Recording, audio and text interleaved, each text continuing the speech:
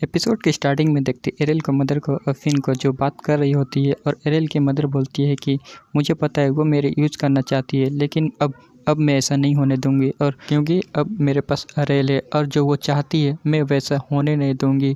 और फिन को कुछ समझ में नहीं आ रहा होता है और वो अपना आगे एरियल की मदर बोलती है मैं चाहती हूँ कि फिन मेरे साथ रहे। और फिन उसकी बातें को सुन रही होती है और बोलती है कि हाँ मैं समझ गई तुम क्या कहना चाहती हो। और भी बहुत सारे दोनों बातें करते हैं जो हमें यहाँ बताया नहीं जाता है। फिर एरियल को देखते हैं जो उन लोगों की बातें सुन रहा होता है और अपने मन में सोचता है मेरे मदर को ऑलरेडी पता है कि इन सब के पीछे कौन है। एरियल बोलता है कि रॉयल फैमिली का क्वीन मेरे और मेरे मदर के पीछे पड़ी है, तो क्या मुझे भी अब तैयार हो जाना चाहिए उन लोगों से लड़ने के लिए। इतना बोल पाता ही है तभी वो कुछ देख के चौंक जाता है। एरियल देखता है तो वो एक लड़की रहती है और वो लड़की अपने एरियल को देखता है। एरियल उसको देखते हुए अपने मन में सोचता है ये यहाँ पर क्या कर रही है, ये इस पर पालकी पे कैसे चढ़ गई।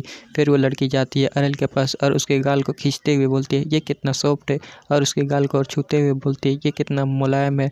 और अपना एरियल उसको ऐसे करते हुए बोलता है कि अरे तुम ऐसा मत करो, मैं एक टॉय थोड़ी हूँ। तभी देखते हैं मेट को जो उसको देखती है और उसके पास जाती है और बोलती है प्रिंसेस कानिया, तो इसका नाम कानिया है तो हम लोग भी अब से इसका नाम कानिया बोलेंगे। तो कानिया अपने एरियल को गाले को खींच रही होती है और एरियल अपने मन में सोच रहा होता है अरे नैनी प्लीज़ मुझे बचा लो।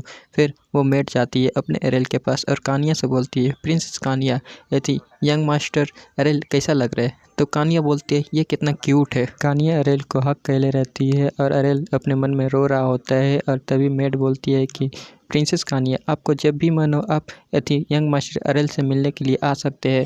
तो कानिया भी बोलती है क्या सच में। एरियल अपने मन में रोने लगता है और बोलता है प्लीज़ कोई तो मुझे बचा लो। और ऐसे ही टाइम बीत जाता है और 30 मंथ बाद का सीन देखते हैं अपने एरियल को जो एकदम मस्त फकिंग कूल स्टाइल में खड़ा हुआ रहता है और अपने मन में सोचता है life is nothing but feeling is a movement. और वो सैड हो जाता है और अपने मन में बोलता है कि अभी मैं कुछ दिन बाद 3 साल का होने वाला हूँ, लेकिन मैं अभी भी ठीक से भूलना नहीं सीखा।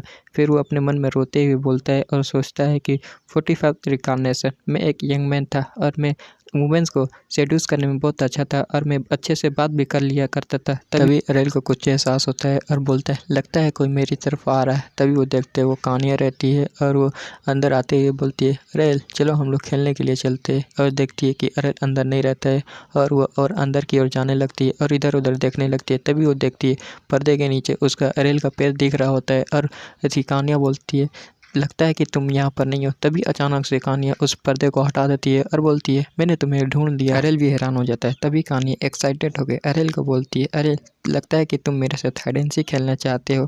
और एरियल अपने मन में सोच रहा था नहीं मुझे नहीं खेलना है हाइड एंड सीक। तभी कानिया एरियल के हाथे को पकड़ के वहाँ से लेके जाने लगती है और बोलती है हमें हाइड एंड सीक खेलना है तो हमें बड़ी जगह पर जाके खेलना चाहिए। एरियल अपने मन में सोच रहा था अरे मुझे छोड़ दो, मुझे नहीं खेलना है हाइड एंड सीक। फिर वो लोग एक बड़ी जगह पर आ जाते हैं और कानिया बोलती है एरियल से एरियल क्या मैं अच्छा हूँ। तब ना एरियल बोलता है या। और एरियल अपने मन में सोचता है मेरे मदर और फिन के मिलने के बाद वो कानिया अब मेरे यहाँ अब डेली खेलने के लिए आती है। और आगे बोलता है या ये भी हो सकता है यदि मेरे नैनी के कहने के कारण ये कानिया मेरे साथ खेलने के लिए आती है। और मेरी मदर और कानिया की मदर के साथ एक अच्छा रिलेशन भी बन गया है और दोनों में अब इतनी अच्छे से बातचीत होती है। फिर कानिया बोलती है एरियल से एरियल मुझे सच सच बताओ क्या मैं अच्छा हूँ ना। आगे बोलती है एरियल अभी भी छोटा है इसलिए मैं एरियल के साथ रेगुलर खेलने के लिए आती हूँ। एरियल भी या बोल देता है और कानिया आगे बोलती है कि हाँ तुम मुझे बहुत पसंद हो। और एरियल को कुछ समझ में नहीं आता है तो कानिया बोलती है कि लियोन अच्छा नहीं है और मेरे के साथ खेलने में भी मज़ा नहीं आता है। और उसको बोलती है कि तुम ही एक हो जो मुझे तुम्हारे साथ खेलने में मज़ा आता है। फिर कानिया एरियल को गले लगा लेती है और बोलती है चलो हम लोग खेलते हैं। एरियल अपने मन में सोचते मैं सांस नहीं ले पा रहा हूँ प्लीज़ मुझे छोड़ दो। और एरियल अपने मन में ही बोलते प्लीज़ एरियल को कोई बचा लो। तभी वहाँ पर कोई आता है एक लेडी और बोलती है अथी प्रिंसेस कानिया आपको यंग मास्टर एरियल को छोड़ देना चाहिए नहीं तो उन्हें कुछ हो सकता है। कानिया भी एरियल को छोड़ देती है और एरियल को देखते हैं जाके उस लेडी को पैर को पकड़ लेता है और बोलता है तुम्हारा थैंक यू तुम बहुत अच्छी टाइमिंग पर आए। फिर कानिया बोलती है तो ठीक है चलो मैं कुछ और खेल लेती हूँ। तो वो लेडी बोलती है तो आपको इंस्ट्रूमेंट बजाना चाहिए जाके। तो अपने कानिया बोलती है नहीं ये बहुत बोरिंग होगा। तो वो लेडी बोलती है तो आप क्या करना चाहती हो। तो कानिया आसपास देखने लगती है। तभी उसे टूटे हुए एक टहनी दिखाई देता है तो उसे जाके उठाती है और इधर उधर चलाने लगती है और बोलती है कि मैं स्वord चलाना सीखना चाहती हूँ। कान्या उस टहनी को इधर उधर स्विम करते हुए बोलती है, मैंने ब्रदर काइल को देखा है इसे करते हुए। और अपना अरेल उसको देखता है और बोलता है कि वो अभी भी अनाड़ी है, लेकिन उसका पोस्चर और स्वord चलाने का तरीका बिल्कुल कॉपी किया गया है, वो इतना अच्छा है, मतलब ठीक ठाक ही है। कहानी बोलती है, क्या तुम्हें पता है मैं स्वord चलाना सीखना चाहती हूँ और मैं भी दुश्मनों को मारना चाहती हूँ। तब ना वो लेडी बोलती है, नहीं तुम नहीं कर सकती। तब ना कहानियाँ हैरान हो जाती है और बोलती है, लेकिन काइल और एथेनियन इसे तो सीखते हैं। तब ना वो लेडी बोलती है, नहीं तुम नहीं सीख सकती और तुम्हारे पास कोई रीजन भी नहीं है स्वord सीखने का। आगे वो लेडी बोलती है, इससे कोई मैटर नहीं करता कि तुम कितना जीत करती हो स्वord चलाने के लिए, लेकिन तुम ये नहीं कर सकती है। तुम्हें सिर्फ कल्चर के बारे में और इंस्ट्रूमेंट के बारे में और रहना और सहना कैसा रहना चाहिए वो सब सीखना चाहिए। तभी उस लेडी को कुछ एहसास होता है और देखती है उसकी कमर से उसकी स्वord गायब हो जाती है और देखते हैं कान्या उसकी स्वord को लेके जा रही होती है और अपना वो लेडी बोलती है, प्रिंसेस कान्या प्लीज़ वो स्वord को मुझे वापस दे दे। तो कान्या बोलती है, नहीं मैं स्वordमैनशिप सीखना चाहती हूँ। और वो लोग ऐसे ही बातचीत करते हुए भाग रहे होते हैं और अपना अरेल उसे देख रहा होता है और अपना कान्या को देखते हुए बोलते हैं, अब मुझे कान्या पसंद आने लगी है। फिर ऐसे ही बताया जाता है, कहानी सुनाने आता है और बोलता है, गर्मियाँ सर्दियाँ और विंटर ऐसी पार हो जाती है और अपना एरेल 5 साल का हो जाता है। फिर कुछ बंदे को देखते हैं जो घोड़े को राइड कर रहे होते हैं। फिर अगले सीन में अपने हीरो को भी देखते हैं जो वो भी घोड़े के ऊपर राइड कर रहा होता है और चिल्लाते ही बोलता है, चल मेरे घोड़े टिक टिक टिक। फिर अगले सीन में देखते हैं वो घोड़ा एक टॉय रहता है और वो बोलता है कि हाँ मुझे पता है कि तुम लोग मुझे ऐसे देख रहे होंगे क्योंकि मैं एक मेन कैरेक्टर हूँ और मैं यहाँ पर टॉय वाला घोड़ा से खेल रहा हूँ।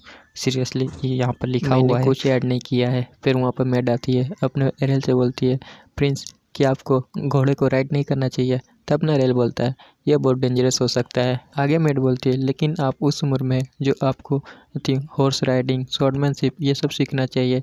तब ना एरेल बोलता है एथिमेट को, नहीं तुम्हें अपने पुराने विचारों को भूल जाना चाहिए, अब तुम बहुत अपडेटेड हो गई हो।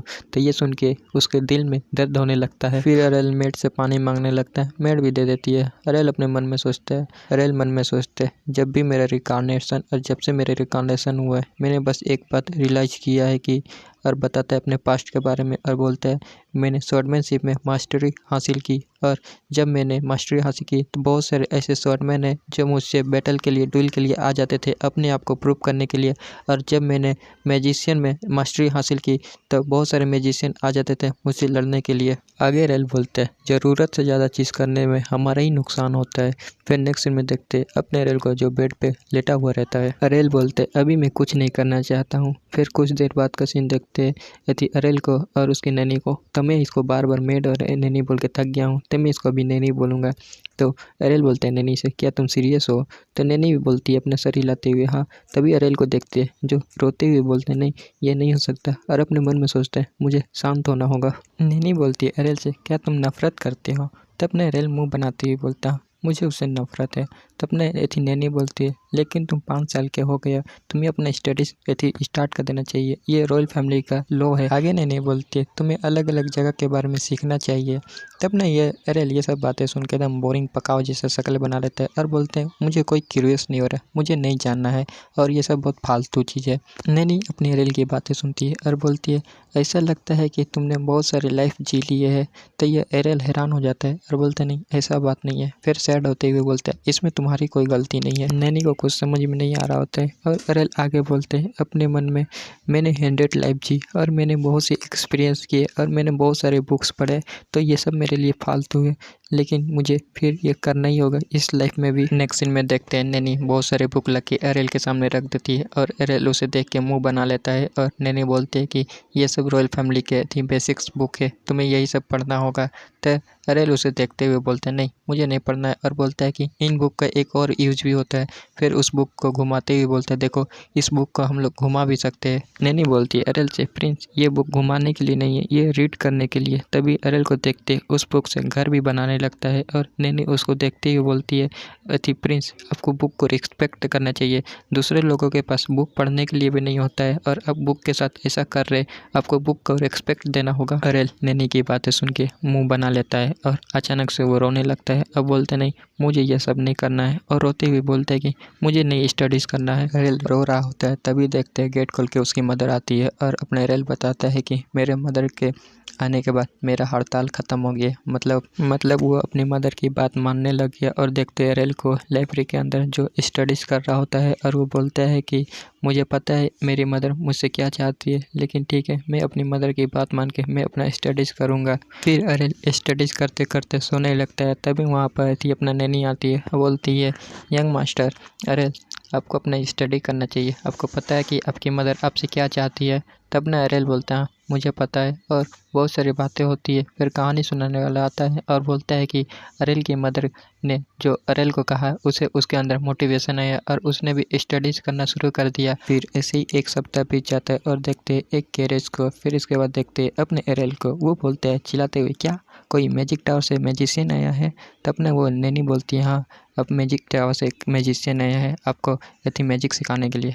अपना एरिल बोलता है, लेकिन मैं मैजिक नहीं सीखना चाहता हूँ। और अपने मन में सोचते हैं, उस मैजिशियन को मेरा माना और क्यूआ के बारे में पता चल गया कि मेरे पास बहुत ज़्यादा माना है, तो ये मेरे लिए बुरा हो सकता है, इसलिए मुझे अपने माना को छिपाना होगा। नैनी बोलती है कि आपके बॉडी के अंदर माना रहा तो आप एक अच्छे मैजिशियन बन सकते हैं, इसलिए मैजिशियन चेक करने आया है कि आपके बॉडी के अंदर माना है कि नहीं। और वो यदि एरिल को लेकर जाने लगती है और अपना एरिल माना को छिपाने लगता है। फिर वो लोग देखते हैं, पहुंच जाते हैं मैजिशियन के पास और मैजिशियन उसे देखता है और हैरान हो जाता है। इसी के साथ ये वीडियो यहीं खत्म हुई। तो वीडियो पसंद आया तो वीडियो को लाइक कर देना, चैनल को सब्सक्राइब कर देना। तब तक के लिए साइन आ रहा है।